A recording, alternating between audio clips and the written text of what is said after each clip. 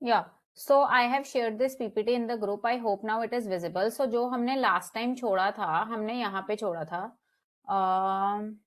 हमने प्रोसेस पे छोड़ा था, और प्रोसेस मैंने आपको एक एक्सप्लेन कर दिया था. अभी मैं यहाँ से आपको दोबारा प्रोसेस एक्सप्लेन करके आगे इसकी एक्सपेंडेड वर्जन्स पे ले जाऊंगी. ठीक है. सो अगर मैं रिसर्च प्रॉब्लम की बात करूं, अब मैं आपसे एक केस स्टडी डिस्कस करती हूँ. लेट्स से ने ये एक केस स्टडी है केलॉग्स चोकोस. आई होप सबको केलॉग्स चोकोस ब्रांड का पता होगा. ठीक है. अब ये जो केस स्टडी है ये है केलॉग्स चोकोस की. केलॉग्स चोकोस ने क्या करा था, अर्ली इन 2000 चोकोस का सिर्फ एक ही वर्जन आता था, राइट. केलॉग्स चोकोस का सिर्फ एक ही वर्जन आता था. सो पहले उनके ना सिर्फ कॉर्नफ्लेक्स आते थे जिसको हम बोलते थे कि रेडीमेड ब्रेकफास्ट, करेक्ट.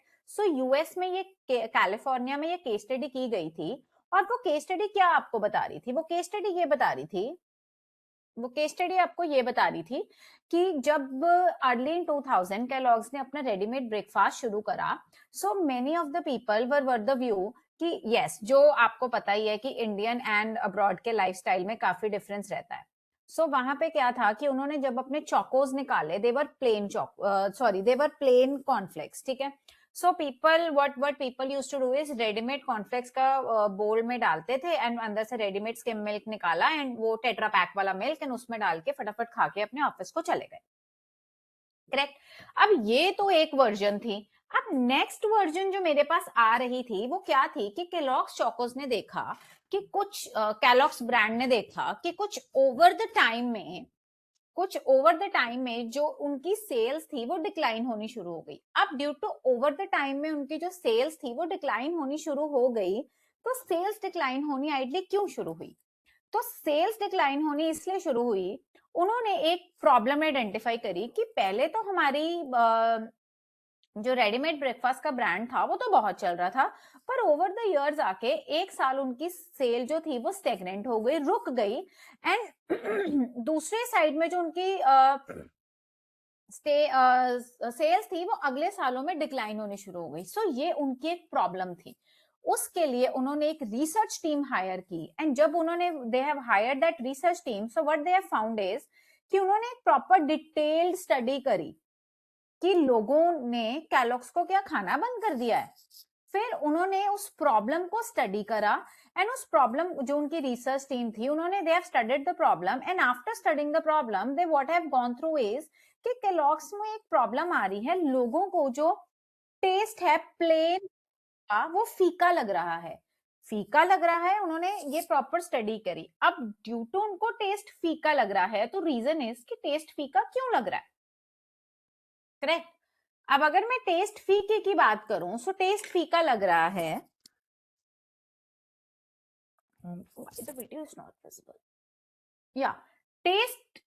टेस्ट फीका लग रहा है. So this is of the view कि टेस्ट फीका क्यों लग रहा है.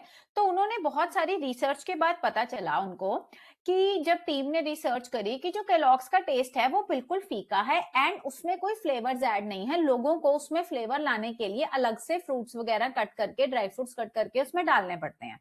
सो रिसर्च टीम ने उनको ये बताया, उन्होंने बहुत सारा लोगों से ये व्यू लिया.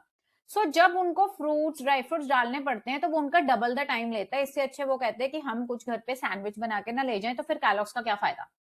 सो कैलॉग्स ने फिर धीरे धीरे स्ट्रॉबेरी वर्जन निकाला, फिर धीरे धीरे चॉकलेट वर्जन निकाला लोगों को वैरायटी देने के लिए, बच्चों के लिए, हर एज ग्रुप के लिए आज की डेट में कैलॉग्स हैं. फिर धीरे धीरे उनको इश्यू आने लगा कि कैलॉग्स खा के कि बड़ी लोगों का वेट बहुत बढ़ने लग गया है. फिर उन्होंने कैलॉग्स K2 प्रोग्राम निकाला जिसमें लो फैट वाले कैलॉग्स थे. धीरे धीरे रिसर्च करने पे उनको अपने प्रोडक्ट्स का धीरे धीरे पता लगता रहा, वो बहुत सारे इनोवेशन लेके आते रहे. जैसे कि फिर अब आप देखोगे कैलॉग्स की म्यूसली आती है, म्यूसली में हर तरह के nuts, granola, everything is added कि जस्ट पैक निकालो और आधा कप दूध का डालो and it is done. So Kellogg's ने ये बहुत सारी वर्जन्स निकाली। सो ये वर्जन्स तो उन्होंने निकाली, बट उन्होंने क्यों निकाली? क्योंकि उनको एक प्रॉब्लम आइडेंटिफाई करी थी कि उनकी जो सेल्स हैं वो डिक्लाइन, पहले तो वो बिल्कुल बढ़ रही थी, फिर वो स्टेगनेंट हो गई, एंड फिर उन्होंने एक चीज ये भी निकाली कि जो उनकी सेल्स हैं वो एकदम से डाउन चली गई। मतलब बढ़नी तो बहुत दूर की बात है, बट वो पहले तो खड़ी थी एक जगह पर, फिर एकदम से डाउन में चली गई, जो उनको प्रॉब्लम दे रहा था। सो इसीलिए उन्होंने एक रिसर्च टीम हायर की। सो इस ये केस स्टडी सबको समझ आई? Everybody, did you people got the basis of the case study? Yes और नो? Yes ma'am. अब इस केस स्टडी को मद्देनजर रखते हुए हम आगे रिसर्च प्रोसेस देखेंगे ताकि आपको थोड़ा सा इजी लगेगा।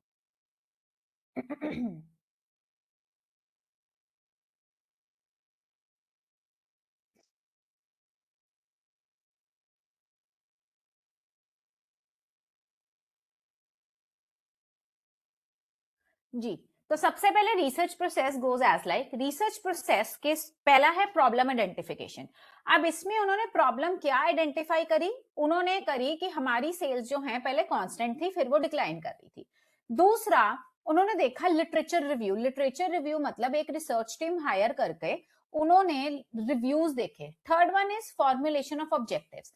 उन्होंने एक ऑब्जेक्टिव्स फॉर्म करे जिसमें उन्होंने क्या देखा कि हमारा ऑब्जेक्टिव है अपनी सेल्स बढ़ाने का, और सेल्स बढ़ नहीं रही है, उसका कारण हमने ढूंढना है।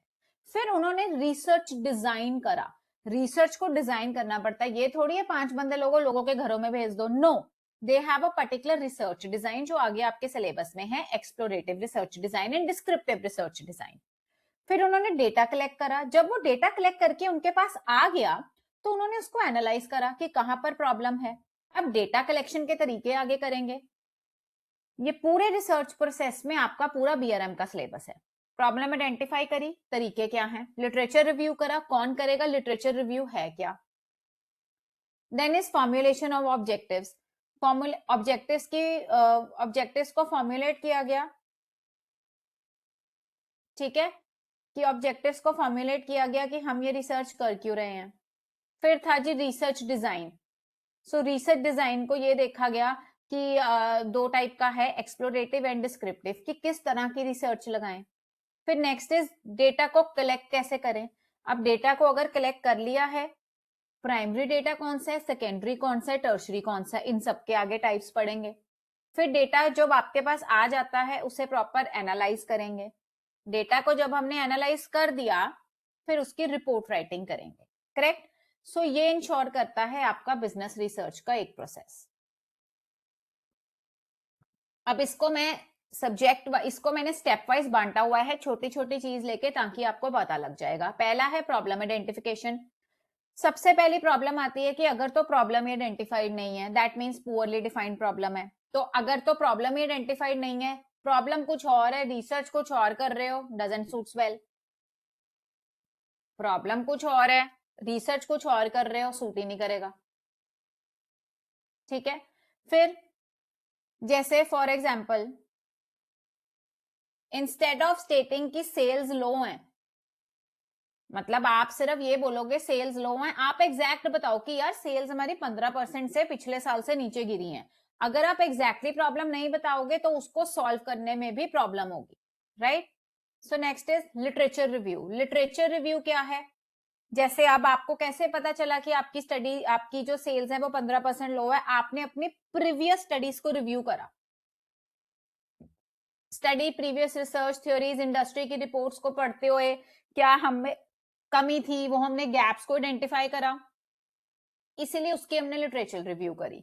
देन हमने उसके हाइपोथेसिस फॉर्मुलेशन बनाए। नो हाइपोथेसिस मैं सारे टाइम में ये रिपीट करती रहूंगी, इसीलिए अभी सुन लीजिए। हाइपोथेसिस एक टेंटेटिव स्टेटमेंट होता है, मतलब कच्ची पक्की स्टेटमेंट जो हम रिसर्च के लिए यूज करते हैं। Hypothesis is a tentative statement जो हम रिसर्च के लिए यूज करते हैं, पर उसका भी रिजल्ट क्या है हमें नहीं पता। जैसे हम कहते हैं कच्चा पक्का हमने स्ट्रक्चर बनाया है जिसके थ्रू हम रिसर्च करेंगे, ठीक है। ये दो तरह का होता है, H1 और H0। अब पहला स्टेप डन, दूसरा स्टेप डन। अब तीसरे स्टेप पे आते हैं, रिसर्च का डिजाइन। रिसर्च का डिजाइन जैसे मैंने आपको बोला दो तरह का था। फॉर एग्जाम्पल, पहला है एक्सप्लोरेटरी रिसर्च, ठीक है, ये सब्जेक्ट आपका बीबीए में भी होता है। पहला रिसर्च डिजाइन क्या है? ब्लूप्रिंट। ब्लूप्रिंट मतलब आप कैसे एक ढांचा बनाते हो, कैसे एक मैप बनाते हो जिसके थ्रू आपने रिसर्च करनी है। पहला स्टेप, दूसरा स्टेप हो गया, अब तीसरे स्टेप पे आते हैं। रिसर्च को डिजाइन कैसे करना है, क्या रिसर्च डिजाइन लेंगे? तीन होंगे, एक्सप्लोर करना, exploratory research, descriptive research and causal research. अगर मैं एक्सप्लोरेटरी रिसर्च की बात करूं, जैसे कि अभी हमने देखा कि हमारी सेल्स डिक्लाइन हो रही है, तो बिल्कुल ही नई प्रॉब्लम है, तो हम उस पर कोई बिल्कुल ही नई प्रॉब्लम आई है तो हम एक्सप्लोरेटरी रिसर्च लगाएंगे टू एक्सप्लोर न्यू प्रॉब्लम्स। फिर डिस्क्रिप्टिव का मतलब क्या होता है कि हम प्रॉब्लम को डिस्क्राइब करेंगे, हम प्रॉब्लम को डिस्क्राइब करेंगे।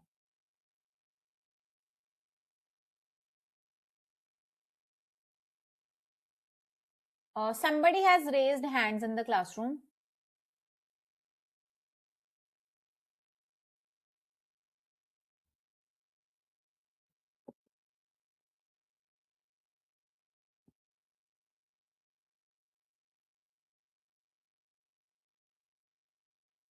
Just a second.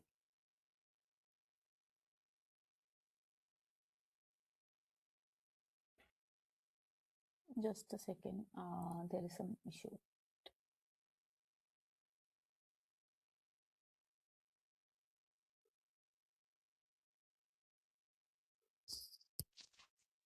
Hi, sir. Good morning. Sir, I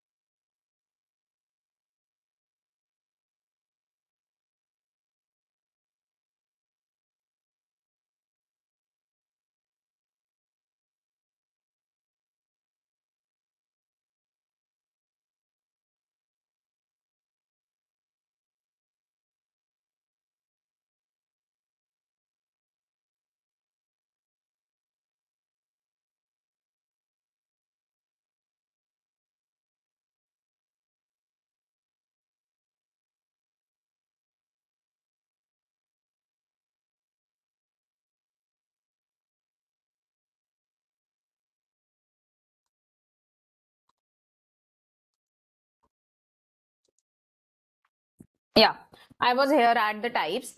explorative research ये कहती है कि अगर तो आपकी कोई प्रॉब्लम है उसको नए सिरे से आपको एक्सप्लोर करना है, so it is basically to explore new problems. And descriptive research कहती है कि अगर आपकी कोई एग्जिस्टिंग प्रॉब्लम है, आपकी कोई अगर एग्जिस्टिंग प्रॉब्लम है, उसके करेक्टरिस्टिक्स को आपको डिस्क्राइब करना है। मतलब अगर आपकी कोई प्रॉब्लम है, जैसे आप उसके बारे में जो दूसरी तीसरी बार रिसर्च कर रहे हैं, देन आपको, अब वो प्रॉब्लम तो नई नहीं है तो आपको उसको एक्सप्लोर क्या करोगे, एक्सप्लोर तो आप पहले ही कर चुके हो। So now we need to describe the problem, उसके कैरेक्टरिस्टिक्स को डिस्क्राइब करना है, ठीक है। तीसरी टाइप की रिसर्च आती है मेरे पास, कॉसल रिसर्च। कॉसल रिसर्च मतलब जो आपकी प्रॉब्लम है उसके कॉज एंड इफेक्ट्स क्या हैं, जो आपकी प्रॉब्लम है उसके कॉज एंड इफेक्ट्स क्या हैं, मतलब what are the cause and effects of a problem.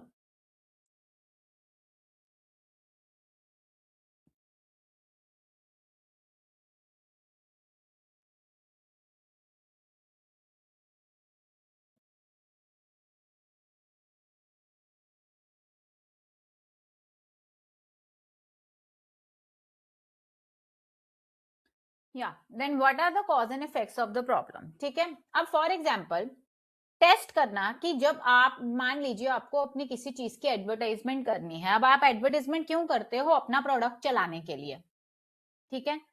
अब आपने एक टेस्ट करना है कि क्या अब एडवर्टाइजमेंट भी फ्री में नहीं होती है, सो आपने ये देखना है कि क्या एडवर्टाइजमेंट पर खर्चा गया पैसा, क्या एडवर्टाइजमेंट पर खर्चा गया पैसा आपकी सेल्स में इंक्रीज करता है या नहीं करता है, ठीक है। सो इट गोज लाइक, क्या उसमें खर्चा गया पैसा, क्या आपकी एडवर्टाइजमेंट पे खर्चा गया पैसा सेल्स में आपकी इंक्रीज करता है या नहीं करता है। So this is the main thing, correct. अब फोर्थ स्टेप आता है डेटा कलेक्शन। डेटा कलेक्शन क्या होता है, आपके पास दो टाइप के डेटा हैं जैसे मैंने आपको बताया, पर आपके यहाँ पे सिलेबस में तीन टाइप के डेटा होते हैं। One is tertiary data.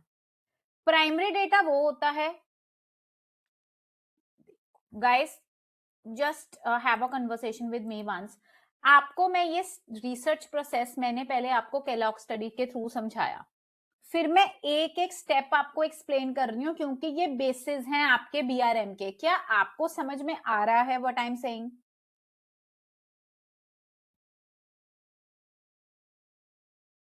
सिर्फ तमन्ना का हाथ है, other people are sleeping.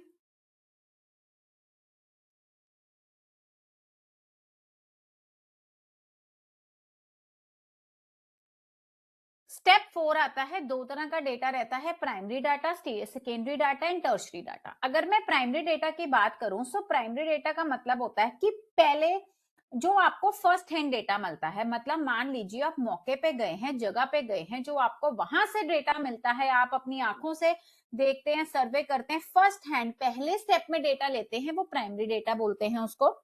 So primary data we can converted as direct from the horse's mouth, कि डायरेक्टली जगह से लिया गया data. Then we have secondary data. Secondary data मतलब जो आपके जर्नल्स, बुलेटिन, रिपोर्ट्स, आपकी कंपनी की फाइल्स में ऑलरेडी एग्जिस्टिंग है, उसको सेकेंडरी डेटा कहते हैं। और अगर मैं टर्शियरी डेटा की बात करूं तो इन दोनों को मिलाकर तीसरे टाइप का डेटा जो हमारे पास आता है वो आता है टर्शियरी डेटा, ठीक है। फॉर एग्जाम्पल है, अगर if you are surveying 500 customers about satisfaction levels, मतलब आप खुद गए हैं सर्वे करने या आपकी टीम गई है, सर्वे का रिजल्ट आपको पहली बार में फर्स्ट हैंड में ही मिल रहा है, तो उसको हम प्राइमरी डेटा कहेंगे। और अगर आप अपनी कंपनी का ट्रेंड्स, फाइनेंशियल ट्रेंड्स या फिर उसकी सेल्स जानने के लिए कंपनी की पिछली रिपोर्टों को खंगालते हैं, पिछली रिपोर्टों को देखते हैं, तो उसको हम सेकेंडरी डेटा कहते हैं, ठीक है। फिफ्थ स्टेप हमारे पास आता है, जब हमारे पास डेटा कलेक्टेड आ जाता है तो हम उसको एनालाइज कैसे करते हैं। डेटा को एनालाइज आप कैसे करेंगे? डेटा एनालाइज होता है डिस्क्रिप्टिव टेक्निक से, जिसको हम क्वांटिटेटिव टेक्निक्स कहते हैं। आई गेस आपका लास्ट टाइम फर्स्ट सेमेस्टर में वो सब्जेक्ट था कि डेटा को एनालाइज कैसे करते हैं। Data is analysed using statistical tools, descriptive strategics, correlation regression आपने क्यूटी में पढ़ा होगा, इकोनॉमिक्स में भी पढ़ा होगा। फिर हाइपोथेसिस की टेस्टिंग होती है, ठीक है। कोरिलेशन मतलब कि कौन सी चीज एक दूसरे से, जैसे एडवर्टाइजमेंट और सेल्स कैसे कोरिलेट करती हैं, ये सब आप पढ़ चुके हो। तो ये वाले कुछ डिटेल्स हैं जहां से हम, टेक्निक्स एंड टूल्स हैं जहां से हम डेटा को एनालाइज करते हैं। नेक्स्ट हमारा आता है इंटरप्रिटेशन एंड रिपोर्ट राइटिंग। जब आपको डेटा आ गया, डेटा 3 प्रकार का है, आपने उसको एनालाइज कर लिया, आप डेटा को थोड़ी रख देना है, उसको एनालाइज करेंगे। देन नेक्स्ट स्टेप आता है उस डेटा के जो आपकी इनसाइट्स हैं, जो आपके एनालिसिस आए हैं, उसको एक रिपोर्ट में उतारना, उसको इंटरप्रेट करना। ठीक है, सो रिजल्ट्स आर इंटरप्रेटेड, जैसे हैं एग्जेक्टिव समरी, आप उसमें थीसिस लिखते हो, आपकी फाइंडिंग्स क्या है, रिकमेंडेशंस क्या है, और क्या चीज बेटर हो सकती है। तो आप ये पूरी रिसर्च प्रोसेस के थ्रू ये जो सारी रिसर्च का डेटा है वो आप कंपनी में सबमिट करा देते हो। मतलब आप बतौर एज अ रिसर्च कंपनी उनके साथ में टाई अप करते हो, और उनको अब उनकी प्रॉब्लम जो है कि सेल्स वगैरह हमारी क्यों हट रही हैं, क्यों कम हो रही हैं, उसके बारे में आप उनको सब कुछ बताते हो और उनको एक रिटन फॉर्म में रिपोर्ट दे देते हो। ठीक है, सो इसको हम कहते हैं प्रॉपर हमारा रिसर्च का प्रोसेस। ठीक है, सो सेक्शन ए की हमारी पहली लाइन हो गई है खत्म।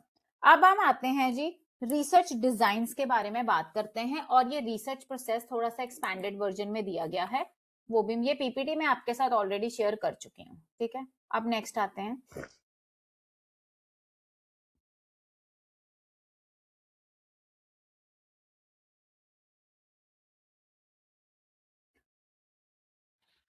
हाँ, सो अब हम ये भी कर चुके हैं। अब हम आगे आते हैं different types of research design पे। ठीक है, अब रिसर्च डिजाइन के बारे में बात करते हैं, देन एक्सप्लोरेटरी रिसर्च डिजाइन और ये सारे रिसर्च डिजाइन क्या होते हैं, कैसे हैं, इन सब पे चर्चा करते हैं। ठीक है, I'm hereby sharing the PPT again.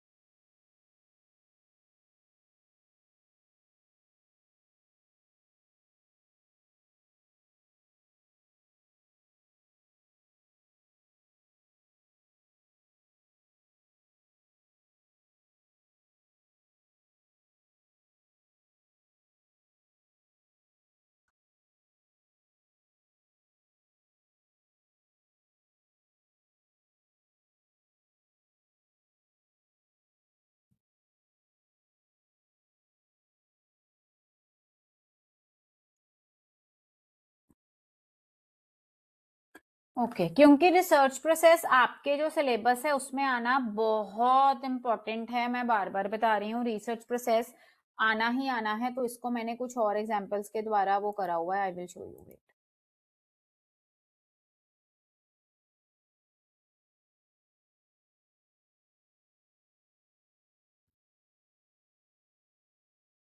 Okay, अब ये जैसे मैंने आपको एक बिजनेस आपका, आई होप ये पीपीटी आपको दिख रही होगी।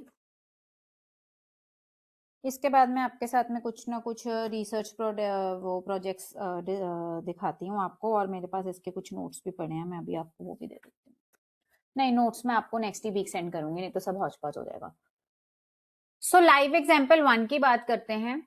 एक कंपनी रिलायंस जियो जब आती है, उनकी बिजनेस प्रॉब्लम क्या होती है कि वो इंडियन टेलीकॉम में जब एंटर करते हैं तो बहुत सारे डोमिनेंट प्लेयर्स वहां पे ऑलरेडी होते हैं, एयरटेल और वोडाफोन जैसे। ठीक है, तो उसमें रिसर्च कंडक्ट की जाती है। उनकी मेन प्रॉब्लम होती है कि उनको अपनी, उनका पहले जियो कहाँ चलता था, रिलायंस इतना कहाँ चलता था, तो फिर वो जियो को लेकर आए, उन्होंने लोगों को बहुत ज्यादा मार्केट में एंटर करा, फिर एयरटेल और वोडाफोन को सडनली हटा दिया। इन बहुत सारे ऐसे उनके जो चीजें थी, उन्होंने इंटरनेट फ्री दिया लोगों को, सो आज Jio is one of the prominent player. अब नेक्स्ट एग्जांपल करते हैं अमूल की बात, ये सारे एग्जांपल्स आपको सेंड कर दूंगी, आप ये अपने पेपर में एग्जांपल कर सकते हैं। जैसे अमूल की बात, ठीक है, Amul is a dairy product. आजकल लोग बहुत ज्यादा वो कर रहे हैं कि पंजाब में आप अमूल क्यों खरीदते हैं, क्योंकि पंजाब में अगर आप वेरका खरीदोगे तो उसका शेयर हमारे किसानों को जाएगा, but why do you purchase Amul. But comparatively लोग ये भी कहते हैं कि अमूल की क्वालिटी बहुत अच्छी है वेरका से। ठीक है, बट ठीक है। सो कंपनी अमूल है, प्रॉब्लम क्या है? Should Amul expand into value added dairy products? Amul की प्रॉब्लम है, अमूल का पहले सिर्फ दूध और मक्खन आता था, अब उसका दही भी आना शुरू हो गया, मक्खन के भी बहुत सारे प्रोडक्ट्स आने शुरू, मक्खन के भी बहुत सारी वेरिएशन, बटर्स की भी बहुत सारी वेरिएशन आनी शुरू हो गई है। अच्छा, अमूल की क्रीम भी आनी शुरू हो गई है, मिल्क मेड भी आना शुरू हो गया, चीज भी, पनीर भी, लाइक पिज्जा चीज, paneer, cottage cheese, everything is Amul की आनी शुरू हो गई है। तो पहले उन्होंने रिसर्च करी तो ही वो इस चीज पर पहुंचे ना। अब जैसे प्रॉब्लम क्या है, should Amul expand into value added dairy products? फिर उन्होंने क्या करा, डिमांड देखी कंज्यूमर की क्या है, पहले डिमांड को देखा, ये नहीं ना वो इतने सारे प्रोडक्ट्स अपने लॉन्च करके बैठ जाएं और उनको मिले कुछ ना। तो उन्होंने देखा सबसे पहले डिमांड क्या है, कंज्यूमर का रेट, कंज्यूमर टेस्ट कैसा उसका है, फिर सप्लाई चेन हमारे पास उतनी है कि नहीं है, लोगों को तो हम वादा करके बैठ जाएंगे हम ये लाएंगे वो लाएंगे। तो अमूल ने क्या करा, वेरका से आगे निकला। कैसे निकला? पहले उसने रिसर्च फोकस यूज करा, रिसर्च कंपनी हायर करी, उन्होंने डिमांड फोरकास्ट करा, कंज्यूमर की टेस्ट वगैरह देखे कैसे हैं, फिर देखा कि हाँ यार हम ये वाला प्रोडक्ट बनाएंगे। तो उन्होंने देखा कि यार क्या हमारे पास सप्लाई चेन की अवेलेबिलिटी भी है या नहीं है, ठीक है। फिर धीरे धीरे ये सब करके Amul has expanded into now चीज, आइसक्रीम, फ्लेवर्ड मिल्क एक्सेट्रा, जो मैंने आपको बताया, ठीक है। सो ये प्रॉपर एक प्रॉब्लम आइडेंटिफिकेशन के करके ये मैंने अलग अलग केस स्टडीज इसमें करी हुई हैं, ये भी मैं पीपीटी शेयर कर दूंगी, आप एक बारी चेक कर सकते हो। जैसे इसमें जोमेटो की बात करी गई है कि प्रॉब्लम, क्योंकि अगर रियल लाइफ एग्जांपल्स दोगे तो आपको वो बहुत ज्यादा फायदेमंद कहेगा, क्योंकि अगर बुकिश एग्जांपल दोगे चेक करने वाले को भी पता है कि बच्चा रट्टा मार के आया, रादर आप ये अच्छे एग्जांपल्स दोगे तो it will find more little relevant. So company Zomato है, प्रॉब्लम क्या कहती है, customer complaints increase by 18% in metro cities. Problem ये है कि कस्टमर्स, अब वो कंप्लेंट किसी भी तरह की हो सकती है, कोई कहता है डिलीवरी वाले का बिहेवियर नहीं अच्छा, कोई कहता है हमारा फूड नहीं आया, कोई कहता है गलत फूड आ गया, कोई कहता है बीच में से जूठा होता है या मिक्स्ड या फिर कुछ चीजें निकली होती हैं। So there are a lot many problems. तो अगर आप रिसर्च करोगे, क्लियर प्रॉब्लम एंश्योर करोगे, फोकस रिसर्च, तभी हो पाएगी, ठीक है। फिर लिटरेचर रिव्यू की बात करें तो लिटरेचर रिव्यू में आ गया कि आप, जैसे मैंने एचडीएफसी बैंक का यहाँ पे एग्जांपल लिया है, एचडीएफसी, क्योंकि हर रिसर्च का एक ऑब्जेक्टिव होना चाहिए। एचडीएफसी वाले कहते हैं कि लोगों का, उनका मेन ऑब्जेक्टिव है to improve digital banking adoption. आज से कुछ साल पहले लोगों को ऑनलाइन पेमेंट करना झंझट लगता था, लोग कहते थे कौन आईडी बनाए, कौन क्या करे, कौन क्या करे, क्योंकि the procedure was quite cumbersome. So अगर मैं अब देखूं, अब तो लोग कैश कैरी नहीं करते हैं। तो मतलब उनका ये था कि to improve digital literacy among people. So उन्होंने सोर्सेज अपने निकाले, सेकेंडरी डेटा निकाला, प्राइमरी सर्च करी कि लोगों को प्रॉब्लम क्या आ रही है, ठीक है। फिर अब ये थर्ड स्टेप हमारा था हाइपोथेसिस फॉर्मुलेशन, जैसे फ्लिपकार्ट का एग्जांपल लिया गया। एक कहते हैं कि faster delivery increases repeat purchase rate. चलो ये अभी आपको नहीं कराती हूँ, ये थोड़ा सा आपके लिए कॉम्प्लेक्स हो जाएगा। सो ये रिसर्च डिजाइन आपको बताया था, एक्सप्लोरेटरी, ये सब मैं आपको पहले करा चुकी हूँ, ये मैं वैसे शेयर कर दूंगी। डेटा कलेक्शन में प्राइमरी, सेकेंडरी, टर्सरी आ गया। इंटरप्रेट कैसे करते हो उसके बारे में भी बताया था मैंने आपको अभी पिछले, ये जस्ट मैंने एक रिसर्च की एग्जांपल्स की पीपीटी है, आप ये देख सकते हो कि रिलायंस वाले क्या करते हैं, टाटा ग्रुप क्या करता है, मारुति सुजुकी क्या करता है, ठीक है।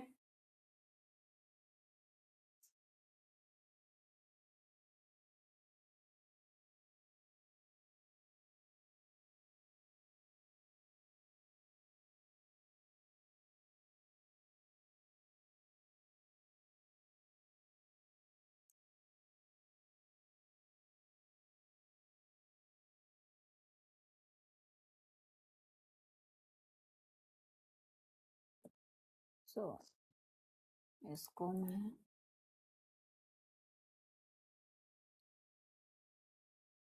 एक सेकंड,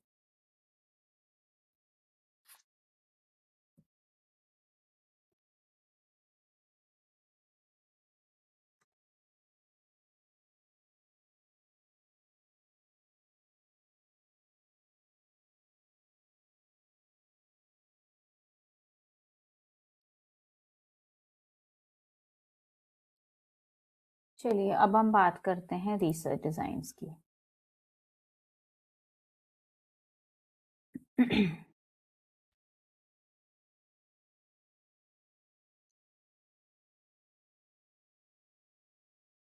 क्योंकि उसके बारे में तो काफी पढ़ लिया, अब रिसर्च डिजाइन के बारे में बात करेंगे, क्योंकि वो तो आपको मैं पीपीटीज दोनों शेयर कर दूंगी। पर सबसे पहले अब हम रिसर्च डिजाइन की बात करते हैं। आपको सारा प्रोसेस समझ में आ गया एवरीबॉडी? मैंने विद एग्जांपल्स भी दे दिए हैं, पेपर में एक्सप्लेन कर सकते हो, क्योंकि इस क्वेश्चन पे इसलिए ज्यादा टाइम लगाया, ये आना ही आना है।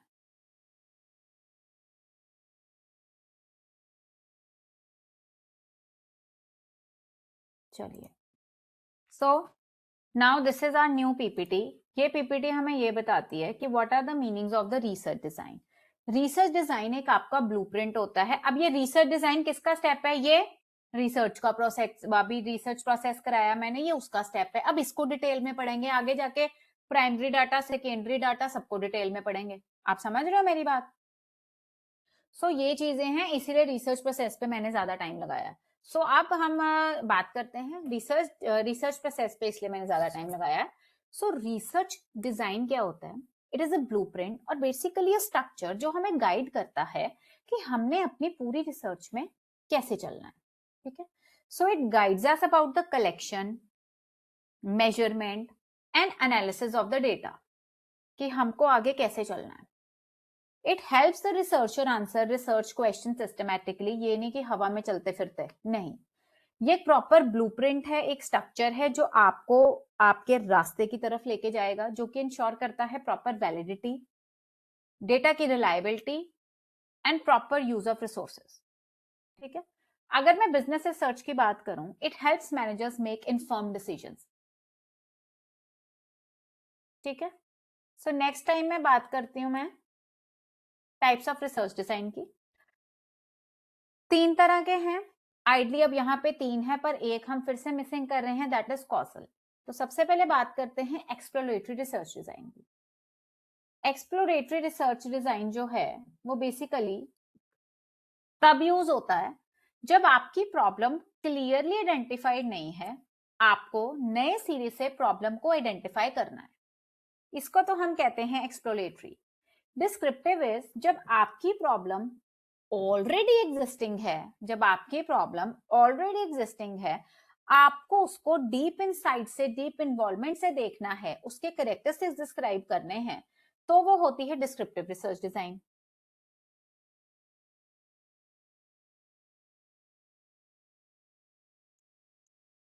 ठीक है,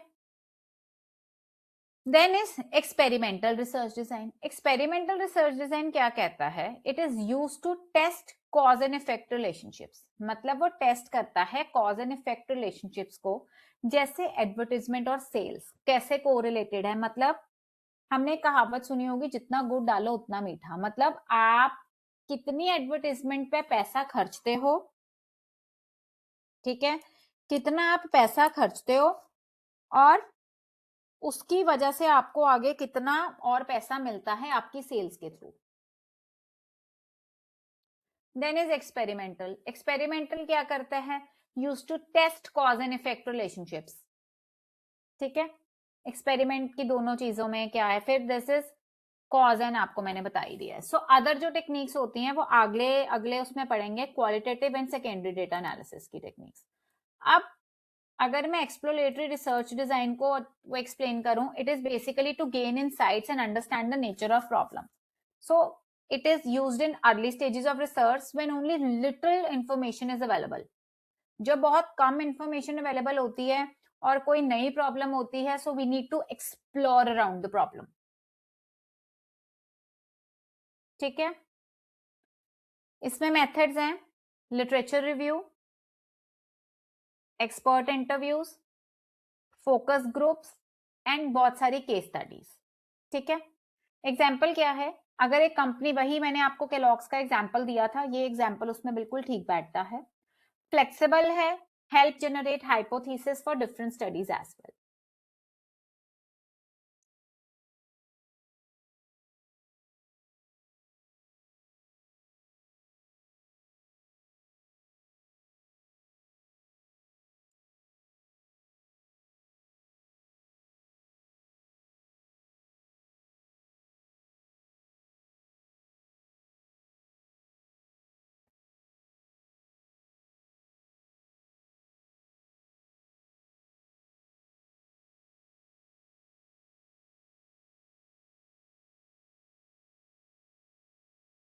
अगर मैं डिस्क्रिप्टिव रिसर्च डिजाइन की बात करूं, so it describe characteristics of customers, markets या सिचुएशन। बहुत ज्यादा डीप में वो करता है describe, like who, what and which concepts.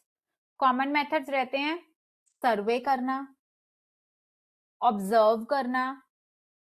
Common question मतलब सर्वे आपको करना है आसपास में, you have to do service. Observation मतलब सर्वे तो हो गया, सर्वे कैसे करोगे? क्वेश्चनर के थ्रू करोगे, एक रिटन फॉर्मेट के थ्रू करोगे, या आप सर्वे कर सकते हो अपने गूगल फॉर्म्स के द्वारा। सो ये कॉमन मेथड्स हैं एक रिसर्च के डीप इनसाइट्स जाने के लिए, क्योंकि अगर आपको एक रिसर्च को बहुत ज्यादा डीपली प्रॉब्लम्स को उसको डिस्क्राइब करना है तो ऑब्वियसली आपको बाल की खाल उतारनी पड़ेगी। फॉर एग्जाम्पल, आप सर्वेस करते हैं, क्वेश्चनर्स, फिर वो डेटा आता है, उसको एनालाइज करते हैं। कई लोग, जैसे आप बहुत सारे लोग आप हॉटस्टार या यूट्यूब देखते होगे, उसमें आएगा ना, उसमें आता है ना, you want to take a survey for a minute, आता है कि नहीं? तो उसमें आपको होता है कि अगर आप वो सर्वे करोगे आपको 50 रुपीज के पेटीएम का सब कैशबैक मिलेगा, एक्सेट्रा मिलेगा। So these are the things जो सर्वे को लोग प्रमोट करना चाहते हैं।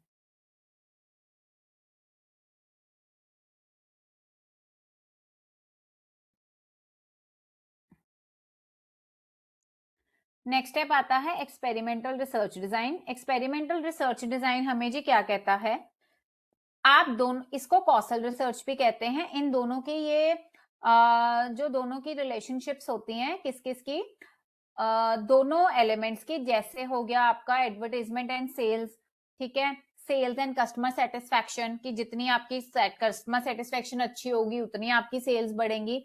सो ये क्या है, जब दोनों चीजें आपस में बहुत ज्यादा रिलेट करती हैं तब हम उसको कहते हैं डिटेल रिसर्च डिजाइन की वर्जन। जैसे इसका क्या रहता है, to identify cause and effects relationship, it involves manipulation of independent variables and dependent variables.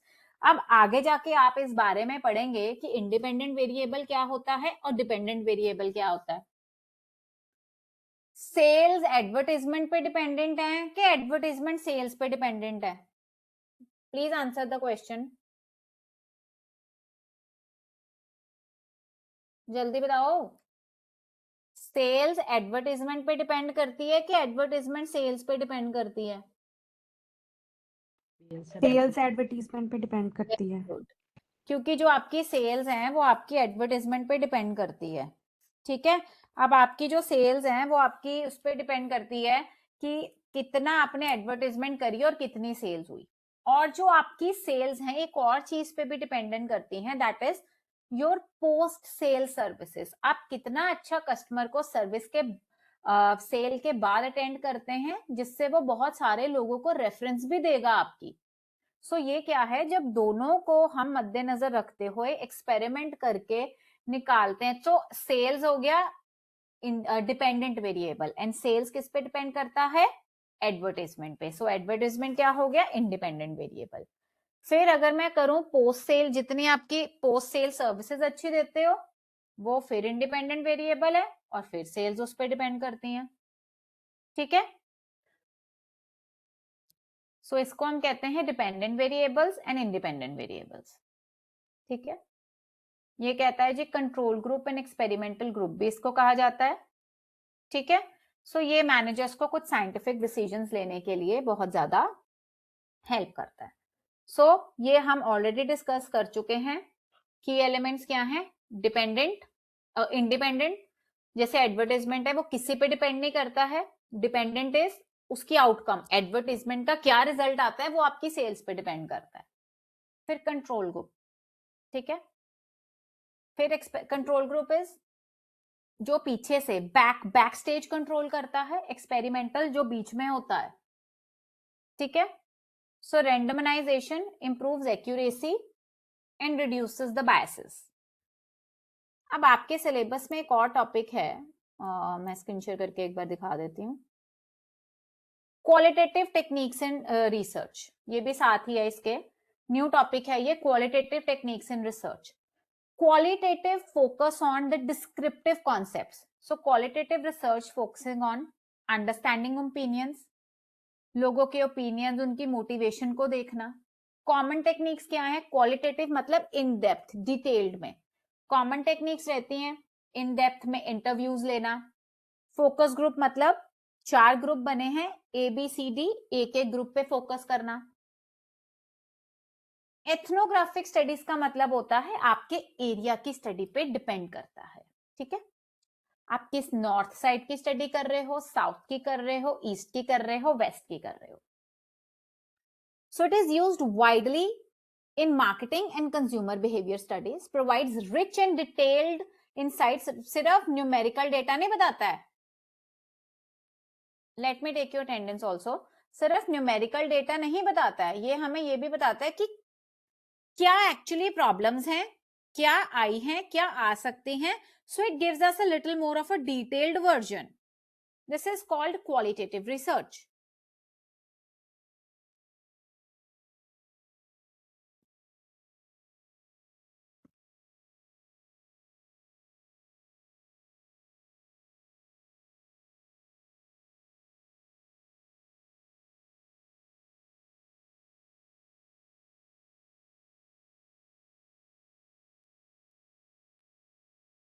Next आता है secondary data analysis. Secondary data वो होता है जो आपके पार्टनर्स कलेक्ट करते हैं, मतलब जो आपके प्राइमरी डेटा तो आप डायरेक्टली कलेक्ट करते हो, सेकेंडरी डेटा जो मैंने आपको बताया आपको ऑलरेडी आपकी एग्जिस्टिंग एनुअल जर्नल रिपोर्ट्स वगैरह पे होता है, ताकि आप एक जो ऑलरेडी एग्जिस्ट कर रहा है। तो बेसिकली ये इसलिए होता है आपके मार्केट ट्रेंड एनालाइज करने को। ये पीपीटी में डाल दूंगी तो आप एक बारी ये प्रॉपर से देख सकते हैं। तो इसी के साथ हमारा एक ये कंप्लीट हुआ है, मैं आपको ये दिखा देती हूँ, फिर I have to wind off the class. हमने ये भी कर लिया है research design, qualitative, secondary, experience, focus group. अब हम डेप्थ इंटरव्यू से शुरू करेंगे। हमने आई होप सब क्लियर है, हम यहां से शुरू करेंगे जी अगली क्लास में, ये डेप्थ इंटरव्यू से, राइट। चलो, थैंक यू सो मच।